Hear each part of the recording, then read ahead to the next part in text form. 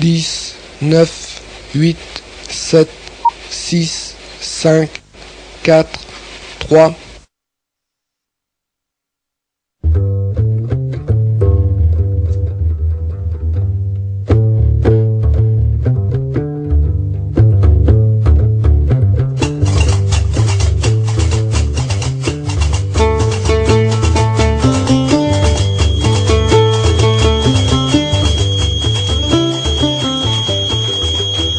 Ouais, là, il a dépassé la dose.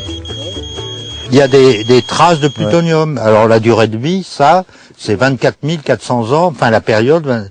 Donc, la décroissance, il faudrait 10 périodes, 240 000 ans pour que ce soit plus nocif. Le mess des officiers était par ici, pas loin de la piscine, de mémoire. Je ne me souvenais pas que c'était aussi grandiose, ce site-là. Quand la bombe a explosé, quand l'éclair s'est illuminé, moi je me suis senti transpercé, mais comme à travers une glace, à travers un verre d'eau. On voyait tout. Moi, il me semble que je me suis tout vu à l'intérieur, tout le corps. J'étais de l'eau, c'était du liquide. Le capitaine, chef de poste militaire, a ordonné à toute la population de s'enfermer dans des chambres et de ne pas laisser la moindre lumière passer pendant 24 heures.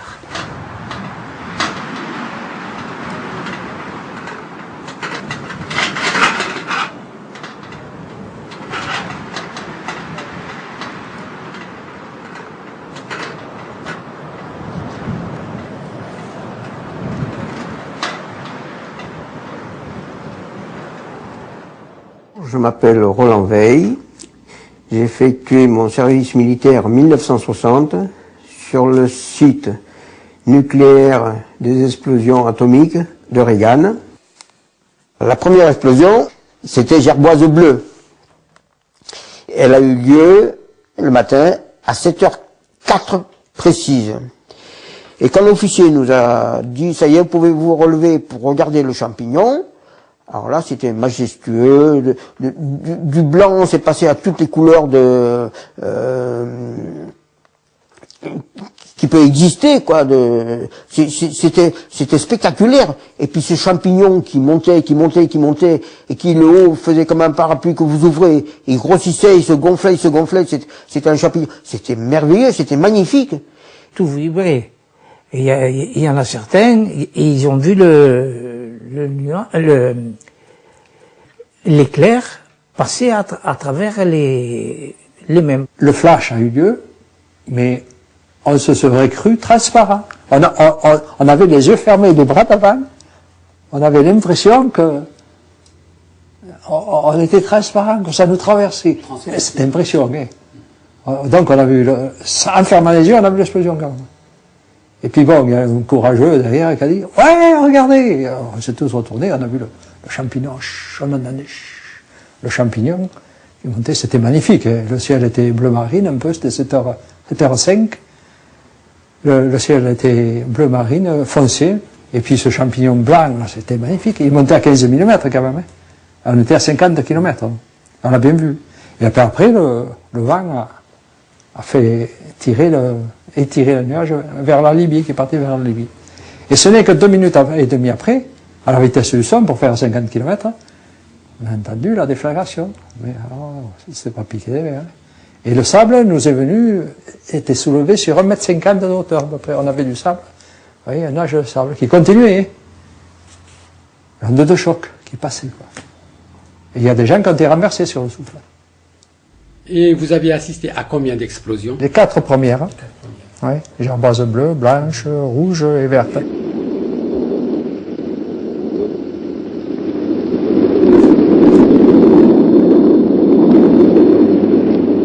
Samedi 13 février, 7h04, heure H.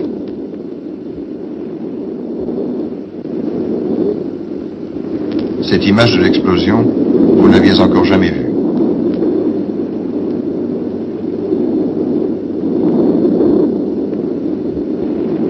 Et pourtant, elle vous est presque familière. On s'habitue à tout, même aux monstres. Alors, je suis monsieur Gérard Delac, hein, et j'ai passé 4 mois à Castres pour faire mes classes. Et après les classes, on nous a envoyés en Algérie. Et j'étais chauffeur, moi. On vous a dit que vous alliez être affecté à Reagan? Quand on est parti de Colombie-Charles, on ne le savait pas. Hein. Destination inconnue. Hein. C'est quand on est arrivé sur le plateau là qu'on nous a dit vous êtes dans une base pour des essais atomiques. Et un beau jour, mon chef de gestion, il m'a dit bon, tu vas à tel endroit, tu vas chercher un officier. Ça veut dire, il te dira où il veut aller t'amener. Là, la bombe, elle avait déjà pété là. Hein. C'était quelle bombe, celle-là? La première. La première. Et là, j'ai été chercher cet officier. On avait les tenues blanches. Et il m'a emmené au point zéro. On est descendu dans le trou du point zéro. Et là, quand on était dans le trou, il y a un hélicoptère qui passait avec un haut-parleur, nous disant de sortir de là, qu'on était en zone contaminée.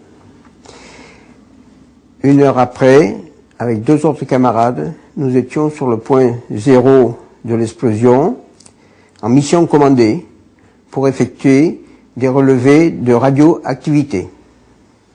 Quand nous sommes arrivés à proximité du point zéro, il n'y avait plus de route, c'était tout fondu, c'était de la bouillie.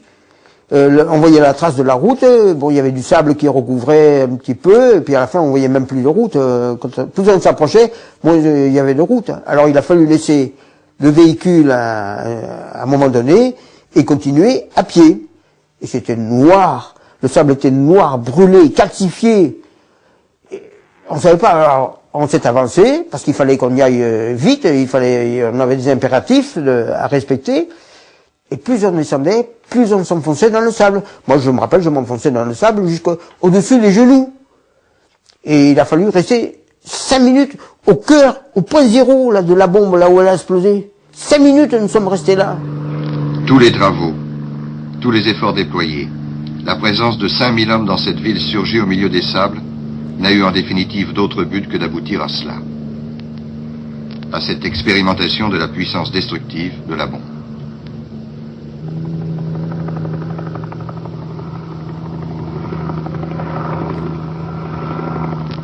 À cette tâche insolite au milieu du désert, à ce décor lunaire, à ce cercle de 800 mètres de diamètre de sable vitrifié et noirci.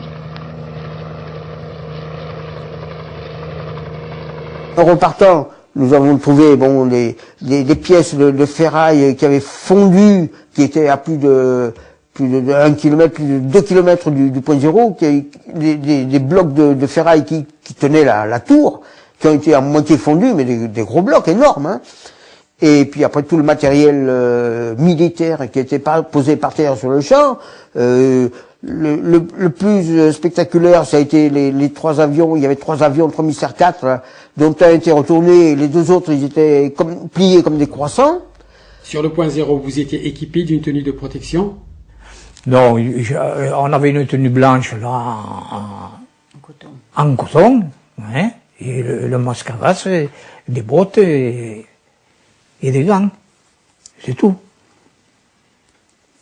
Le sous-officier qui était avec nous, il avait simplement un compteur geyser, lui, qui était fou. L'aiguille allait dans tous les sens, on ne pouvait pas maîtriser les chiffres sur lesquels l'aiguille s'arrêtait, et nous avions simplement un dosimètre sur la poitrine.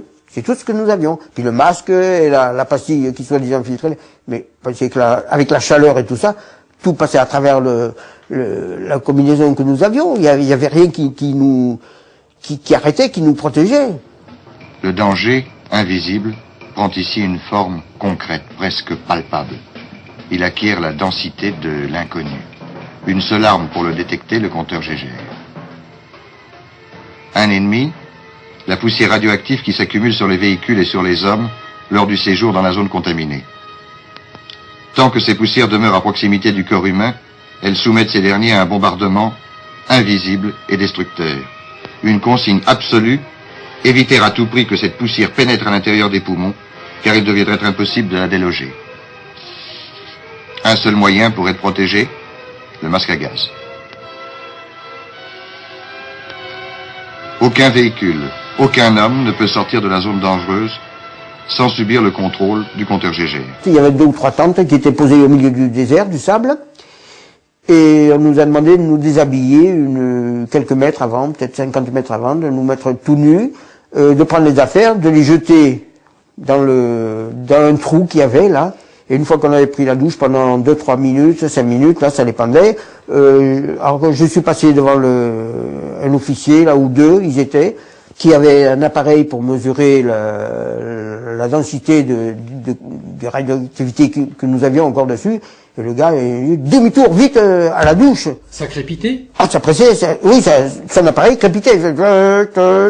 Alors on repartait de suite à la douche. Mais je suis resté peut-être une demi-heure sous la douche, mais dans la demi-heure, je suis passé au moins 10 fois sous la douche. À chaque fois, repartez sous la douche, vite, repartez sous la douche. Et à la fin, la dernière, on m'a dit, le gars, il m'a dit, tu peux rejoindre le véhicule pour repartir à ton campement. J'y resté 24 heures à la décontamination. Toutes les 2 heures, on me faisait prendre une douche. Parce qu'il m'avait trouvé de la radioactivité dans les cheveux. Qu'est-ce que ça signifie, cette sonnerie-là? L'homme qui passe est encore légèrement contaminé. Veuillez prendre le circuit retour, douche. L'homme qui vient de passer était radioactif, alors? Encore très légèrement, oui. Mais avec quelle intensité? L'appareil que nous avons se déclenche pour un seuil de 10 micro-röntgeneurs, c'est-à-dire 1/100 millième de röntgeneur. Moi, je vois pas très bien ce que ça signifie, ça, moi. Votre montre, par exemple, est-elle phosphorescente? Oui, phosphorescente. Si vous voulez me la passer, nous allons faire un test. Oui.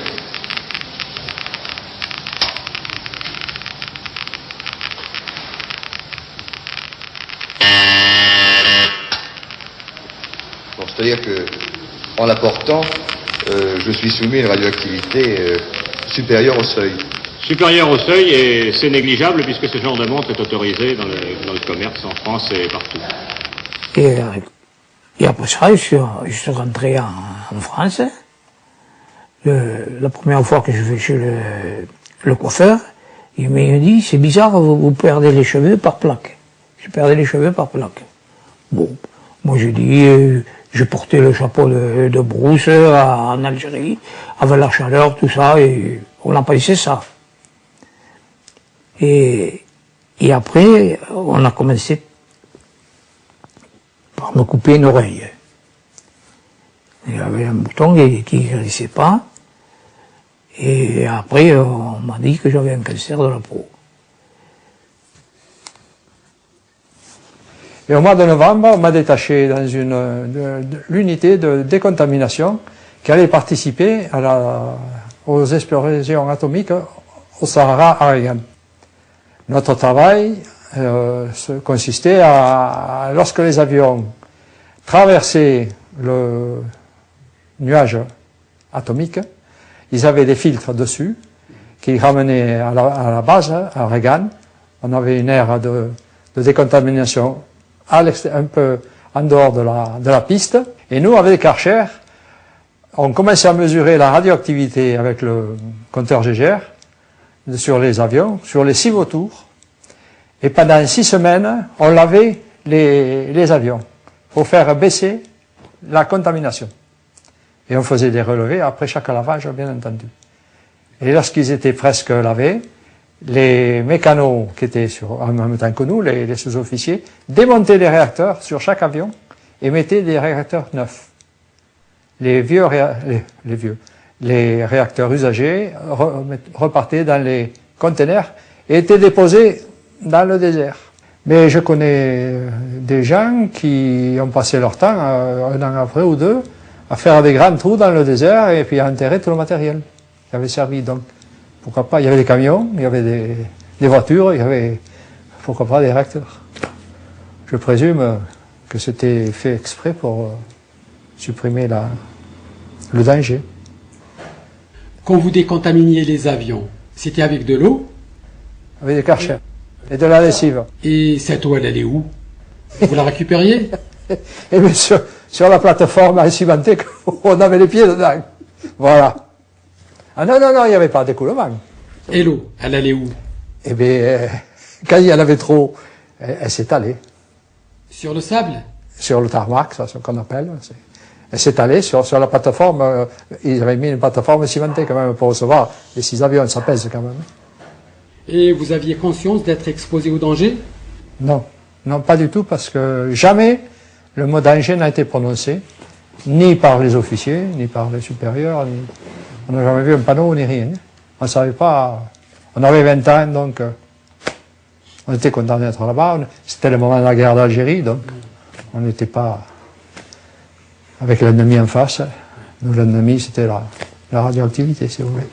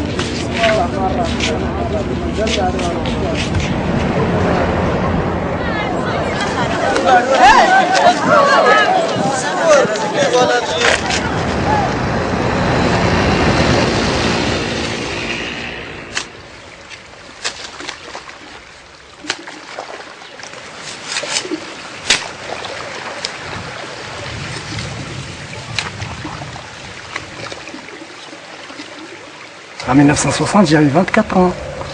Et ce jour-là est resté vraiment gravé dans la mémoire. Un bruit terrible qui a fait claquer les portes, les fenêtres, briser les vitres, fait remuer les murs.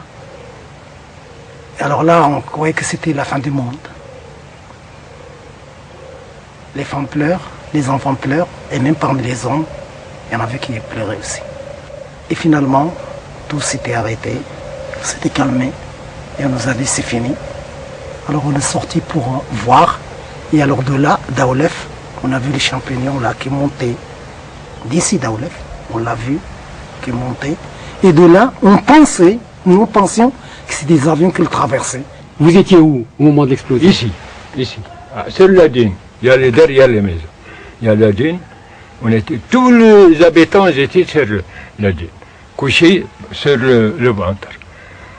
Et puis on entendait un bruit avant de l'explosion. On dirait que la terre, elle était انقلبت. تقول الارض انقلبت. قدام ما سمعنا الزف نتاع البوم. من بعد سمعنا ديك الاكسبلوزيون وضوء. مغمض عينيك وتشوف الضوء. السطح نتاع الدار. البلافون تشوفوا ارتفاع بين الحيط والحيط. شوف الضوء بين الحيط والحيط، الناس اللي قعدوا في الدار. صبحوا البيبان كلهم مكسرين، تياق مكسرين، الحيوط طايحين ياسر من الديار القدام طاحوا. يعني واحد الغبرة واحد الريح حداك صاحبك ما تشوف. Le lendemain, plusieurs Fougara se sont trouvés avec des éboulements terribles. Avec le tremblement de la terre, des éboulements qui ont arrêté le fonctionnement de la Fougara. L'eau ne passe plus.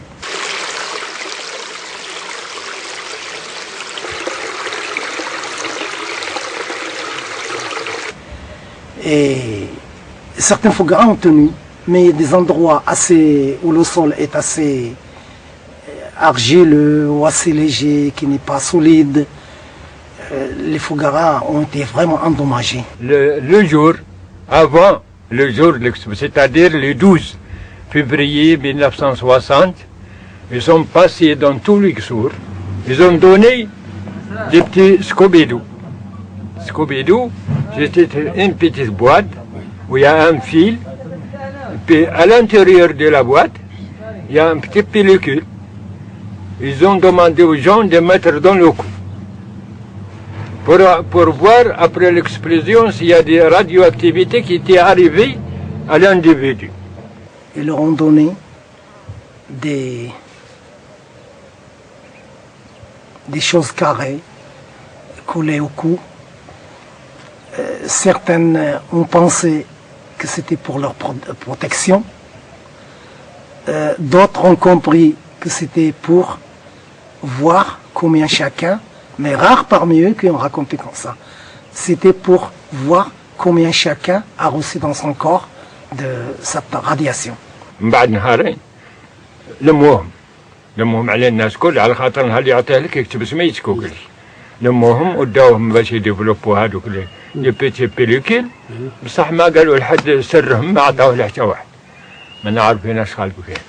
ويعني فوتوا جاوا طباء فوتوا على الناس ولا؟ نعم من بعد واحد شهر ولا شهرين جابوا واحد لاباراي شغل سيركاي خلينا هذيك لاباراي كيف سيركاي فيها باب تنحل منه من وراها وعلى ظهرها لي زاباراي يجيبوا الشخص يدخلوه فيها كيف اللي يدخل في الغار فهمت يغلقوا عليه ويمشوها ويشوفوهم لي زاباراي يسرهم حتى واحد ما عطاوه ما عارفين كيف صار فيها هذه داروها في سبيطار.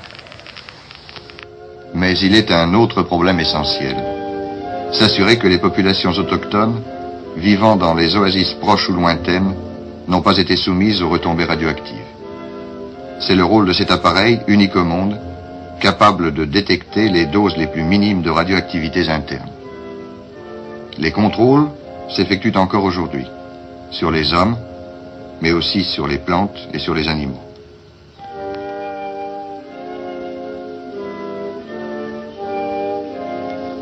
Qu'ont-ils bien pu penser ceux qui se pressent devant cet étrange appareil lorsqu'ils ont assisté à l'explosion?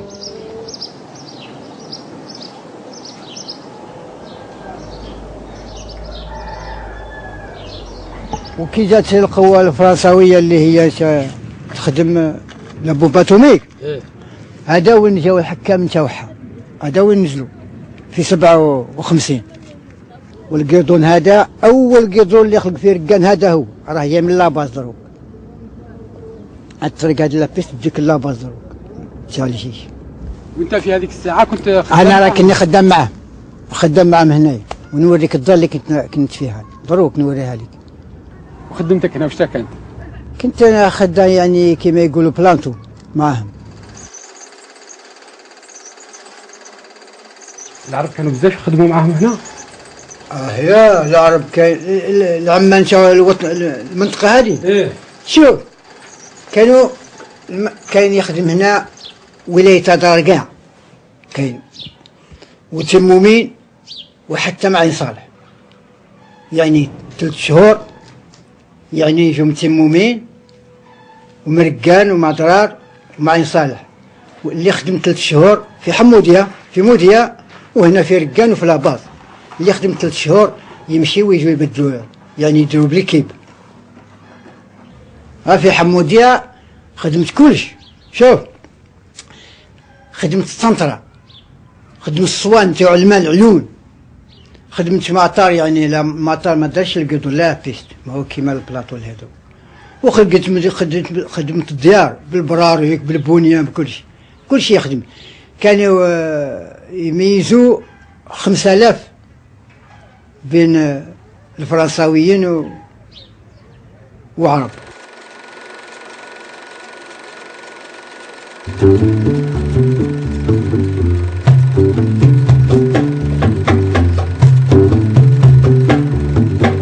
بسم الله بينا نبدا نذكر ربي في شغالي هو مولى القدرة ومولى الغفران سبحانه العالي.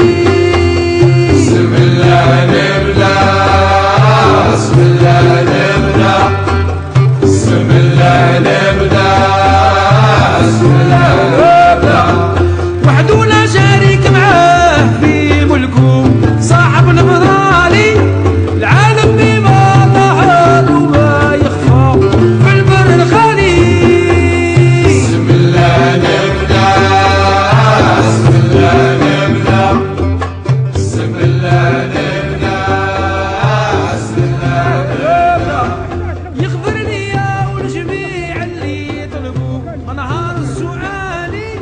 انا خدمت فيها حتى انا هكا من عام 58 الى عام 61. واش كنت تخدم انت؟ انا نخدمو ما انا باخدها في الاول كنا نخدمو في بلاتفورم تاعها نربطوا الحديد.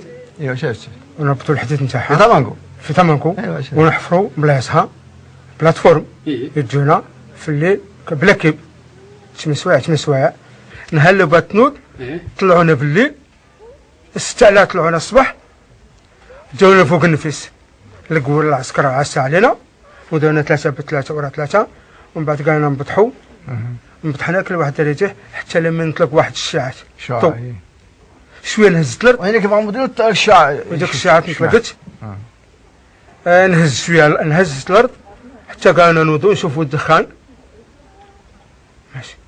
ماشي التيارات مشاو الدخان ركبونا في الكاميونات وهوجونا الموجه.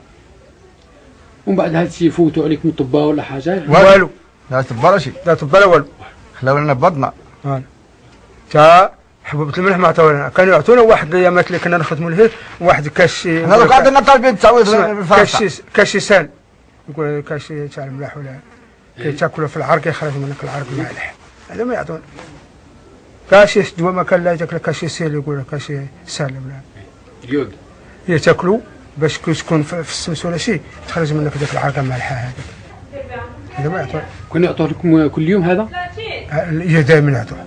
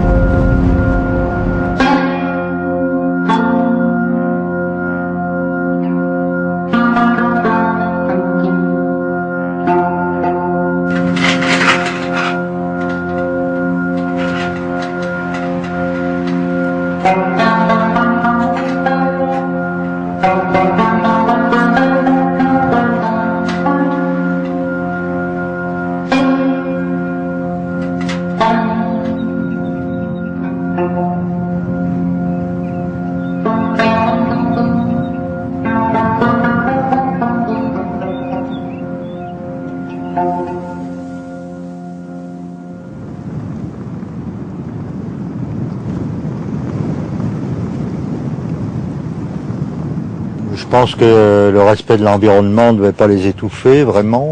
Quand on voit dans quel état c'est, bon, ben, c'est vrai que c'est peut-être une zone désertique, mais quand même, il y a un certain respect aussi. C'est à proximité, on voit des habitations. Dans le discours officiel, on a quitté le lieu en laissant tout en état. Il suffit de voir. Bon, bien sûr, de Paris, on ne peut pas venir voir ici ce qui se passe. Mais là, je pense que c'est utile de montrer, voilà, qu'est-ce qu'on a laissé derrière nous.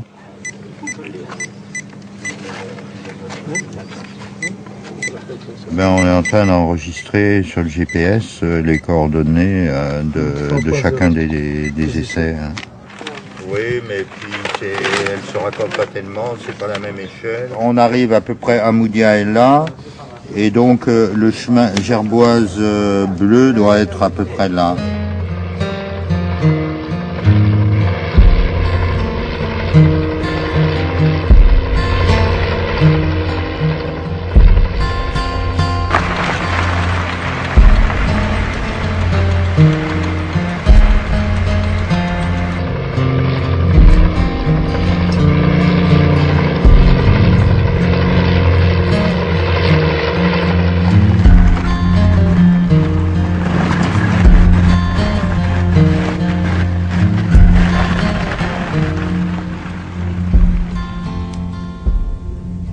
C'était la base vie sur laquelle il y avait toutes les commodités. Il y avait les messes des officiers, les pièces de logement pour la troupe. Il y avait et derrière tout cela, avant l'entrée au pas de tir, il y avait ce qu'on appelait les installations techniques. L'Aiova qui était le concasseur, il y avait les magasins, il y avait les entrepôts pour les véhicules.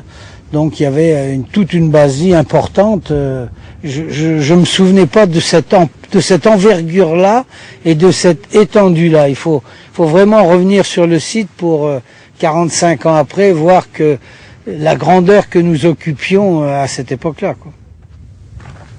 C'est là où on avait construit la piscine et c'est là où on venait prendre quelques heures de plaisir dans l'eau. Mais je vois qu'ils ont tout démoli. Alors tu vois là, un peu la différence, c'est que c'est à peu près le seul endroit du site où tu retrouves des blocs de pierre. Parce que la façade de la piscine, les murs d'enceinte étaient fabriqués, étaient recouvertes de pierre. Donc c'est ici qu'il y avait le bassin.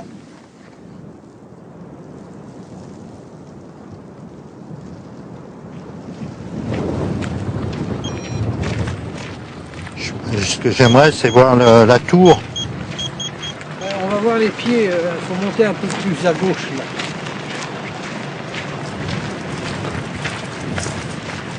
Un peu plus à gauche ici. Je vais voir là-bas cette ferraille. J'ai vu une photo, c'était vraiment tout noir. Est-ce que c'est un morceau de tour Non, ça c'est...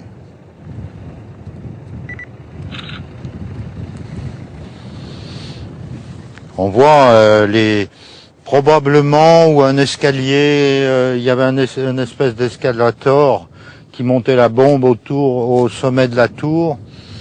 Et ça peut être des restes. Hein. On a des photos de la disposition. Là, on est à peu près dans le prolongement. Parce que tu vois, les haubans qui tenaient la tour, et là, il y a des pieds qui tenaient les pieds de la tour, ici, là. Juste à ma gauche. Là. Tu es à combien, là Je suis à 4,51, 4,42, donc à Moudia, on était à 0,10, donc on est 40 fois plus élevé. Hein. Ah oui, quand même. Ouais. Ah. On voit quand même bien qu'il y a eu quelque chose. On voit tous ces câbles, ces bouts de ferraille et tout ça. On imagine, quand on a vu les photos d'origine, que la tour sur laquelle on montait la bombe avant l'explosion, c'est les restes de cette tour qu'on voit ici. Donc là, c'est vraiment, on est sur un point d'explosion. Là, depuis plusieurs jours, l'engin était prêt au sommet de sa tour, dans l'attente des vents favorables. Alentour, chaque arme avait disposé du matériel témoin.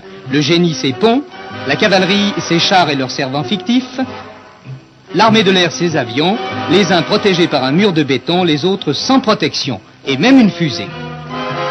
L'infanterie, elle, avait disposé des mannequins bien alignés comme il se doit, ou dans la position du tireur couché.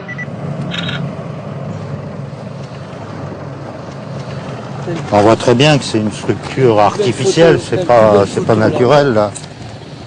Et c'est du sable qui a été vitrifié par la chaleur de l'explosion et qui a incorporé des matières qui étaient contenues dans la bombe, c'est-à-dire que la matière première c'est le plutonium, hein, qui est un radioélément extrêmement toxique. Lorsqu'il se brise, il peut y avoir des morceaux des fines poussières de plutonium qui sont quand même dangereuses au niveau de la santé. Vous savez, la moindre poussière de plutonium qui se fixe dans les muqueuses peut être un foyer cancéreux parce que ça rayonne des fois pendant 10 ans, 20 ans et disons ça détruit les cellules et provoque des cancers. On a l'impression qu'il y a quelque chose là-bas aussi. Oui, j'ai l'impression,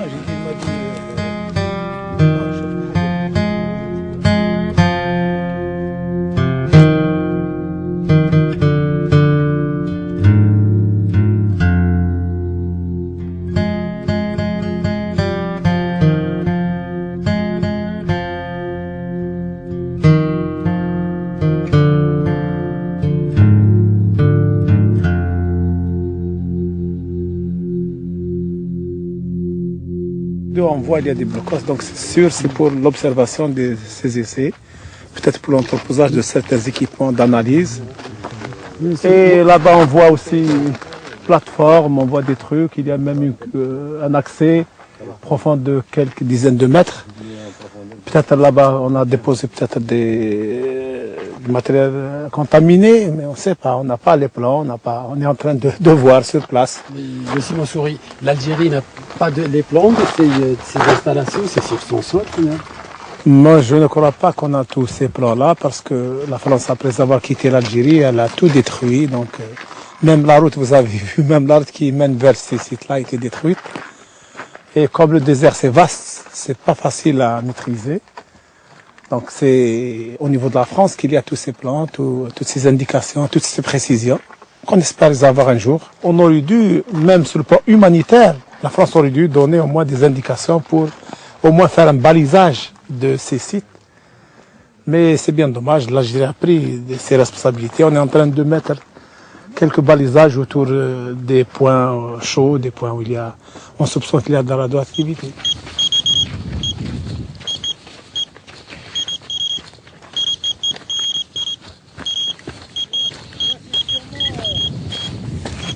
Là, c'est du 6,80. Ça montre bien que c'est les particules quand même qui sont dangereuses. Hein. Ouais, là, il a dépassé la dose. Voilà, 9. C'est du 9,99. On identifie bien où est le danger. Hein. C'est pas le sable et toute la zone, c'est vraiment ces pierres qui ont été vitrifiées par l'explosion et qui contiennent des éléments radioactifs éjectés de la bombe. Encore des poules. Bon, une première chose, c'est de clôturer. La deuxième chose, éventuellement, de faire comme l'ont fait les Anglais en Australie, c'est quand même de récupérer tout ce qui est un peu dangereux, de le stocker dans une enceinte en béton et disons, fermée.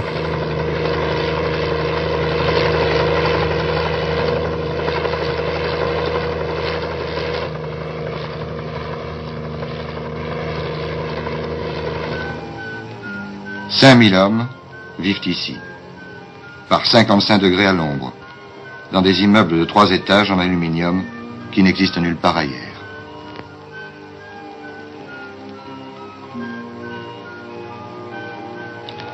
La chaleur mise à part, la vie y est presque normale, et l'on finit par oublier où on se trouve.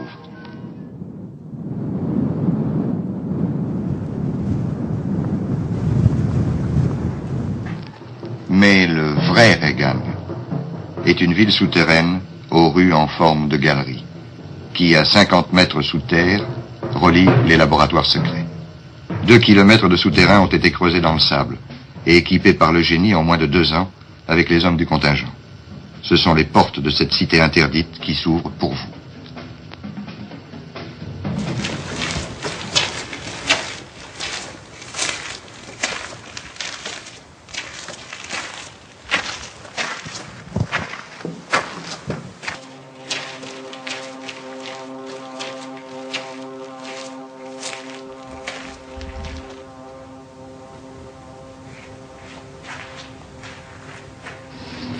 Bon, dites-moi, mais pourquoi tous ces souterrains?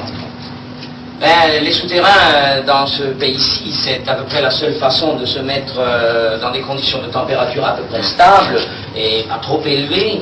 Et c'est surtout la seule façon de se mettre à l'abri du vent de sable.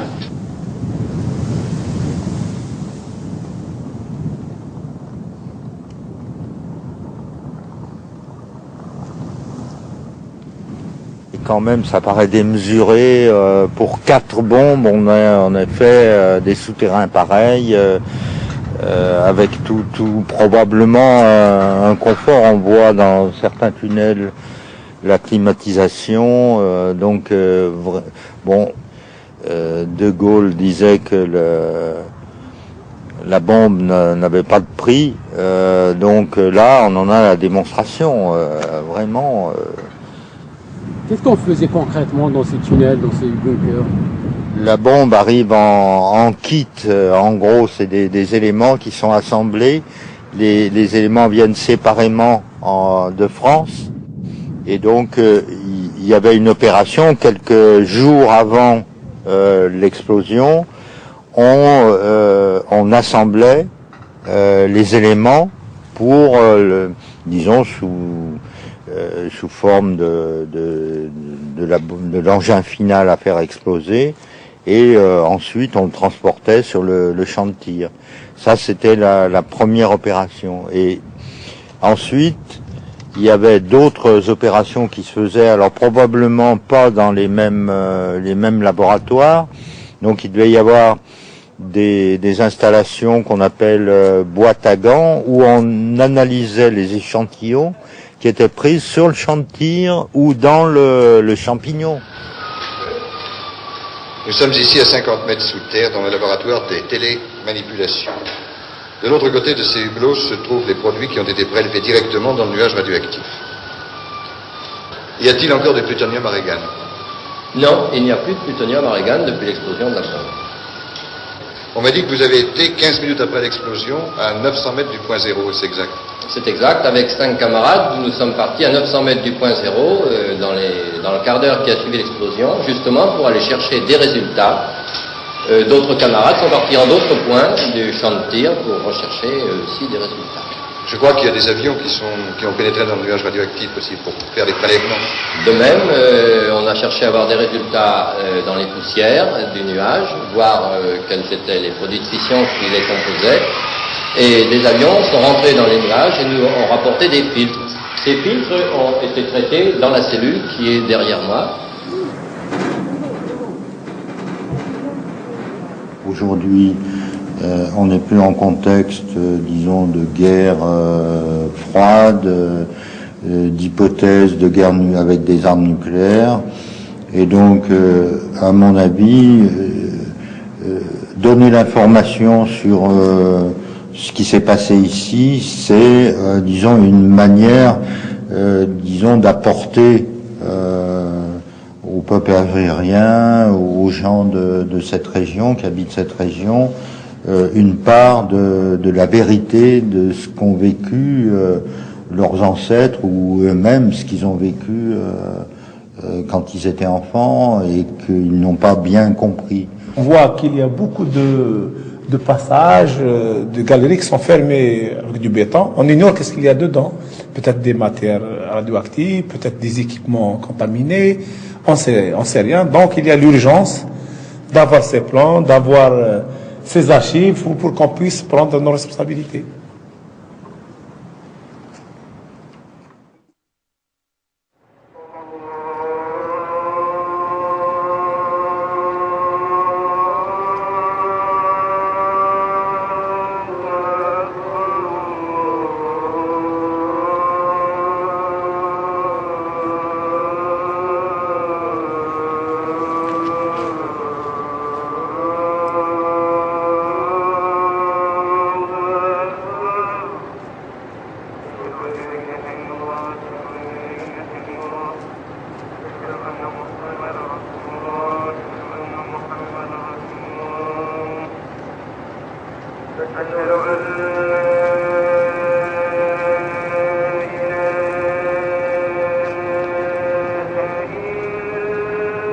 Voici maintenant que l'heure H est proche. Vous vivez dans le blockhaus de la mise à feu la minute solennelle de la première explosion atomique française.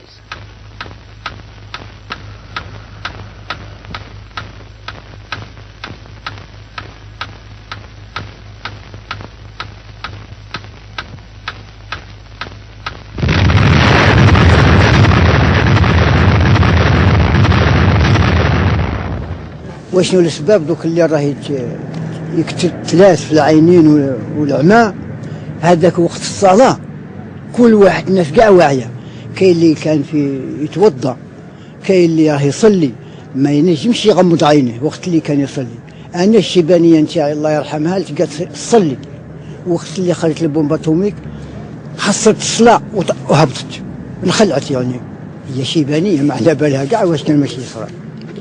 Vous avez une fille qui est sage-femme à l'hôpital de Reagan. Oui.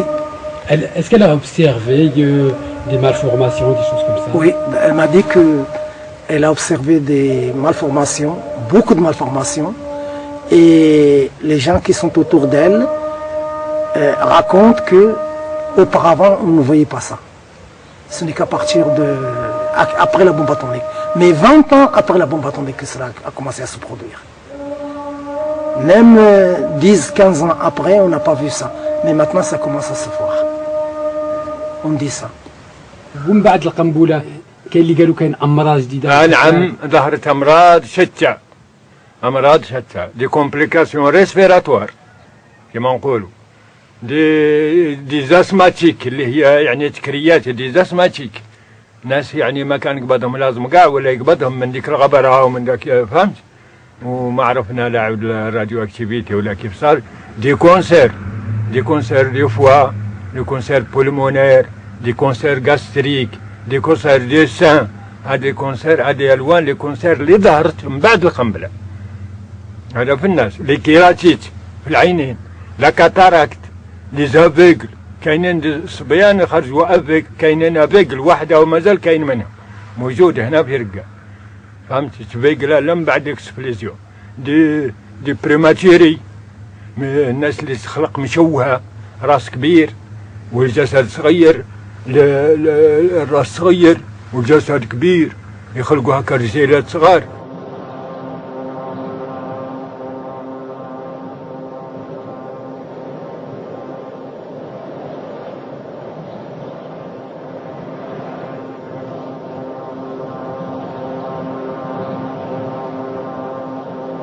On a servi de cobayes, comme les souris dans un laboratoire. La même chose.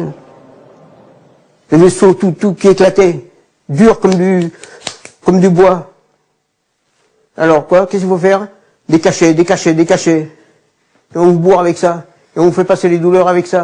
Et on vous donne pour vous calmer les douleurs, là, on vous donne de la morphine. Et il faut vivre avec ça. Bon, moi, je n'ai pas trop de séquelles, mais j'ai vu des gens qui en ont.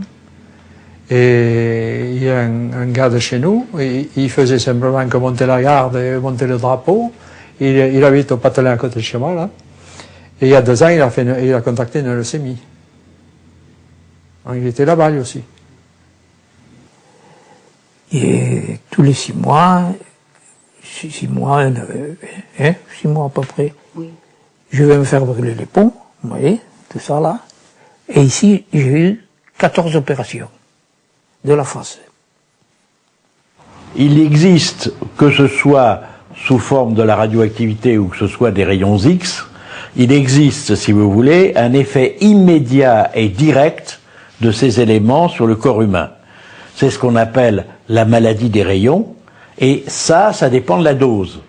Prenons un exemple, la population qui a été irradiée à Hiroshima, Nagasaki, ou bien ce qu'on appelle les liquidateurs qui ont été à Tchernobyl pour essayer de colmater la brèche, ou bien, dans quelques cas, des accidents des essais nucléaires, à ce moment-là, les gens vont prendre une dose qui se mesure, et ils vont avoir une maladie à évolution plus ou moins rapide selon la dose, et malheureusement, assez souvent mortelle. Ça, c'est une chose simple, c'est comme n'importe quel toxique, tout le monde peut comprendre. Tout le problème de la radioactivité, c'est qu'elle peut donner des effets retardés, mais pas retardés de quelques jours. Elle peut donner des effets 10, 20, 30, 40 ans après. C'est ce qu'on appelle les effets, ceux-là sont pas du tout dose-effet, c'est-à-dire que c'est complètement indépendant, c'est pour des raisons biologiques, et ces données-là, qu'on appelle les phénomènes radio-induits, peuvent, depuis l'affaire du suivi de la population d'Hiroshima et Nagasaki, c'est dans ces effets-là, des effets stochastiques, c'est-à-dire pas constants et pas liés à la dose, que se recrutent les cancers, les leucémies et d'autres maladies. C'est le problème des vétérans. C'est-à-dire que les vétérans, quelle que soit la dose à laquelle ils ont été soumis, un certain nombre d'entre eux ont effectivement développé, dans les délais habituels, entre 10, 20, 30 ou 40 ans, leucémie ou cancer, en nombre évidemment plus important que dans la population française. Quand on voit justement les gens, parce que Muller aussi, Jacques Muller était dans un hélicoptère et puis il a un cancer de l'œsophage, du poumon, de la prostate. La prostate, Et il est aveugle. Qu'est-ce que vous voulez faire? Quand on voit des gens comme ça, Professeur, est-ce qu'on peut dire qu'au Sahara, on a essuyé les places? C'est pire que ça, c'est du bricolage. C'est-à-dire que, si vous voulez, les explosions du Sahara sont des explosions, entre guillemets, politiques. C'est-à-dire que, si vous voulez, il était très important pour De Gaulle de montrer, non seulement au monde, mais aussi à l'armée française qui était encore en Algérie, que la page était tournée et qu'on faisait autre chose. Et donc, on a forcé les explosions au Sahara. On en a d'ailleurs loupé un nombre considérable, mais il fallait absolument montrer que quelque chose avait changé. Et donc, ça s'est fait n'importe comment, à la hâte, de façon non contrôlée, avec des militaires qui n'y connaissaient rien. Là, on a envoyé des pauvres trophions comme ça, à l'aveugle, sans même savoir de quoi il s'agissait. Participer à la première explosion atomique, pour nous, c'était quelque chose de formidable. C'était l'honneur de la France, quoi. Mais c'est tout. Ça s'est arrêté là. Vous ressentiez une certaine fierté à ce moment-là d'être... Ah, nous étions, oui, c'est... très fiers. Et aujourd'hui? Très déçus.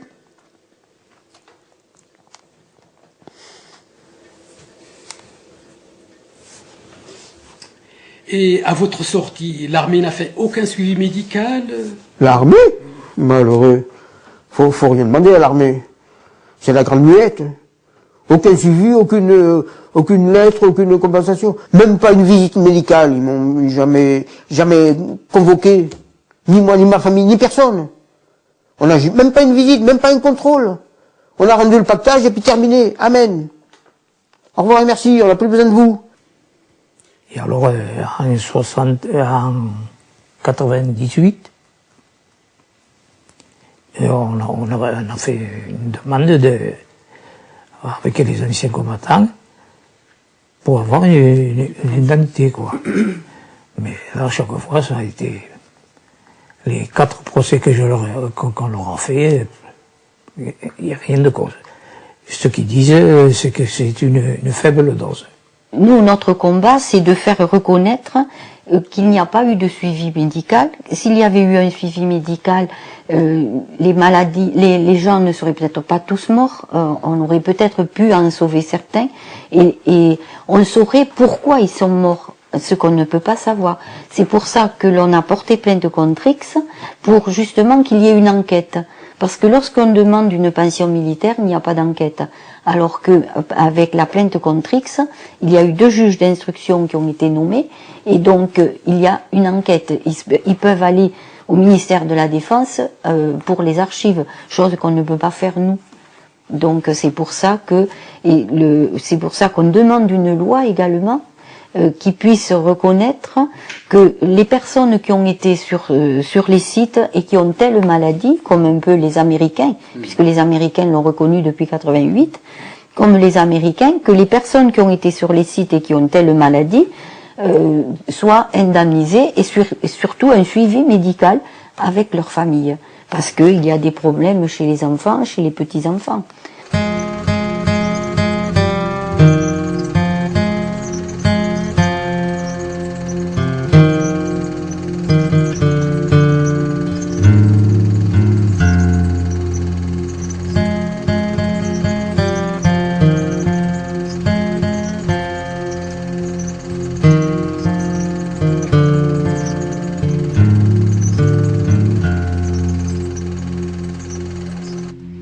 كانوا يدفنوه النصارى يحفروا له ويدفنوه. احكي لي كيفاش كانوا يدفنوه؟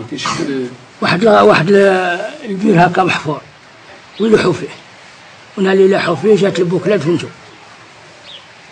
واش الحديد اللي كانوا يدفنوه؟ لا السلك والزنق والتشيويات والشعب هذا ما